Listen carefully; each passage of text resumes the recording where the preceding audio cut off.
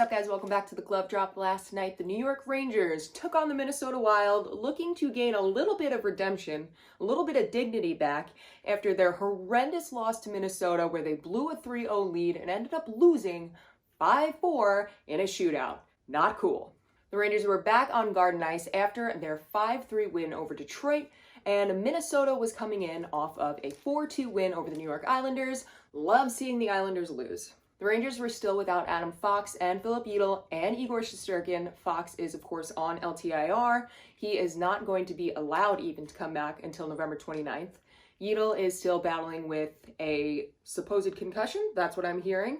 This would be his 5th since 2017, and they take that very seriously, so no Philip Yedel. And both Jonathan Quick and Igor Shesterkin are dealing with feeling a little bit banged up after games. Those guys are day-to-day. I'm not really sure when Shesterkin's said to come back, but neither of them were there last night. So the New York Rangers pull up Louis Domingue, who has been playing with the AHL Wolfpack and hadn't played in 2 weeks, so that's a little something to be nerve-wracking about. I was a little anxious. The lines were still switched up with Blake Wheeler on that first line in place of Kaapo Kakko, so he was with Kreider and Zibanejad. Again, no shot at Kakko. Laviolette was just trying to mix things up, see if they could get something going. And considering how well the Rangers played against Detroit with that lineup, they decided to keep it for last night, so Kakko would be on that third line. The first period started out, the Rangers were skating hard, there was some great offensive pressure, and Minnesota is in fact leading the league for most goals allowed in the first period, and Vinny Trocheck decided to get that started again, keep them in their little first place spot.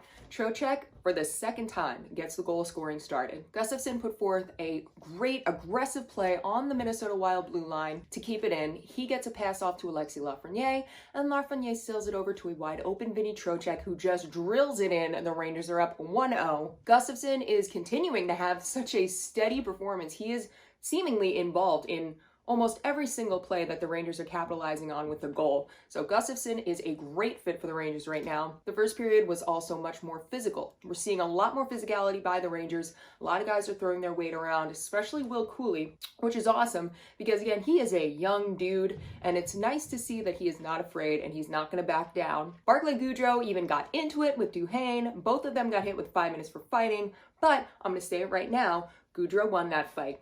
Hands down, no questions, he absolutely won that fight. He tore him up. So that first period wraps up with the Rangers up 1-0. They outshot the Wild 14-2. And I gotta say this, that first period was one of the top 3 periods we've seen the New York Rangers play all season. Everything about it was perfect. And you want to know the best part? No penalties. There was no penalties taken by the New York Rangers, and that in itself is freaking huge. The second period was not top 3. It was like a complete opposite. The New York Rangers came out this second period. They were standing around. It was as if their skates were just stuck down in the ice. Nobody was moving. We are not seeing any of that same offensive play or any of the clearing of the zone that we saw in the first period. The Rangers were doing that same bullshit that they do where they just try and flick the puck out of the zone. And what happens when that happens? It just gets picked up by a guy on Minnesota Wild, and then once again, they are right back entering the zone. It was not pretty. Domingue has to be the one to step up and put the Rangers on his back during that second period. And what else did the Rangers do? They drew a penalty. Rangers draw a penalty, they go on the penalty kill. Their penalty kill looked really, really good. In fact, the Rangers had more of these shooting opportunities than Minnesota, like better opportunities. But once again, we're seeing this pattern with the Rangers that I don't like.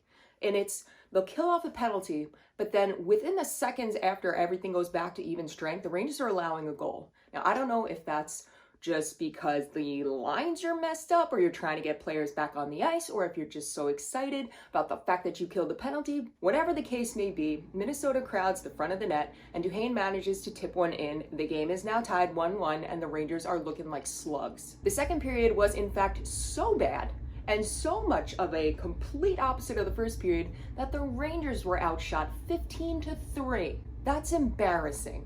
Laviolette must have said exactly what the Rangers needed to hear or threaten them with like bodily harm, because the third period starts and the Rangers are playing back like they were in the first period. All of a sudden they remembered how to skate, multiple offensive drives, and finally it pays off again. Trocheck breaks up a pass that results in a 3-on-1 down ice. Artemi Panarin's got the puck, and with a perfect no-look pass over to Alexis Lafreniere, he is able to bury it, and the Rangers take the lead again.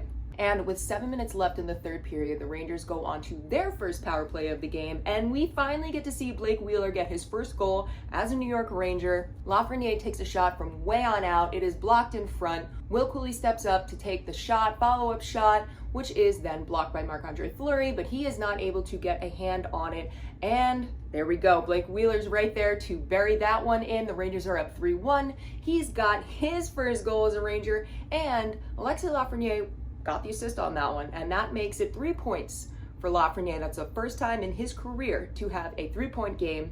With 3 minutes and 20 seconds to go, Fleury gets pulled, and there are 6 skaters on, and this is where we see Louis Domingue come up, and I'm like, bro, what? He has not played in 2 weeks. He has not played in an NHL game in a very long time. He puts up back-to-back-to-back beautiful saves. The whole crowd is into it. Everybody's chanting Lou, and it was just, I was so impressed with him as a goaltender. And finally, Artemi Panarin manages to get a loose puck, and he shoots it down the ice. Rangers go up 4-1, time expires, and they have totally redeemed themselves. Excellent first period, excellent third period. Second period sucked so much. And the Rangers wrap this all up, out-shooting Minnesota 28-27. They go 1-for-1 on the power play, 1-for-1 on the penalty kill. Artemi Panarin extends his point streak to 13 games, which is now second in the franchise for most games point streak at the start of a season. He is second behind Rod Gilbert, so that's huge. And the Rangers now have a record of 10-2-1 after 13 games played.